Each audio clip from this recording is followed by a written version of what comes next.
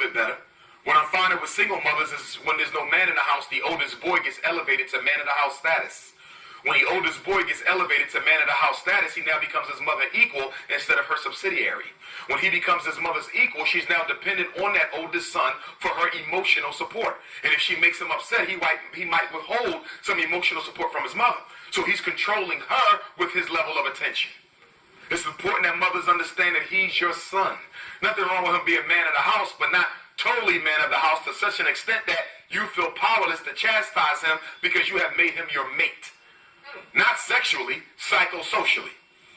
You do an excellent job with your daughters. Daughters grow up, they're responsible, after-school job, full scholarship, captain of the cheerleading team. And then look at him, Raheem, on the couch, no life, 50 tattoos. Go to school when he feel like it. And yet and still when Christmas roll around, or Kwanzaa roll around, you doing what? Buying him everything he wants, even though he didn't earn nothing. The job of a black parent raising a black boy is what? What is your essential responsibility if you're raising an African-American male child who's considered public enemy number one? Your essential responsibility is to teach him discipline. discipline. If you do not teach that, you have failed. Because white society is waiting for him to make a mistake so they can catch him slipping. Which is why I tell you, stop giving your children warnings. There's no such thing as a warning. If they've done something that requires a consequence, give them the consequence. What is warnings for? And do you know why you spend so much time yelling?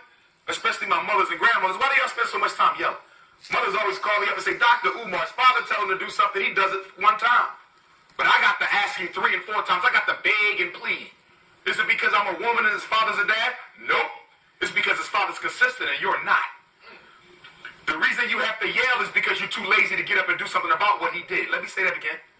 The only reason why you yelling is because you're too lazy to give a consequence. That's the only reason why you yelling. The only reason why you're giving out warnings is because you're too lazy to give out a consequence. All that's laziness. Cut out the warnings. Cut out the threats. Cut out the screaming. Fathers tend not to yell. We say it one time, they don't do it. They know it's a consequence coming. Why? Because men understand that they have to hold the structure together. They have to set the boundaries. It's not in our DNA. We're socialized to be a little bit more consistent with the discipline than women. Now, by nature, sisters are nurturing. But unfortunately, because of the war on black men, many of y'all have to do what? Wear both sets of the parental pants. And you got to do a little bit better job than what you are doing. You raising your daughter and you loving your son.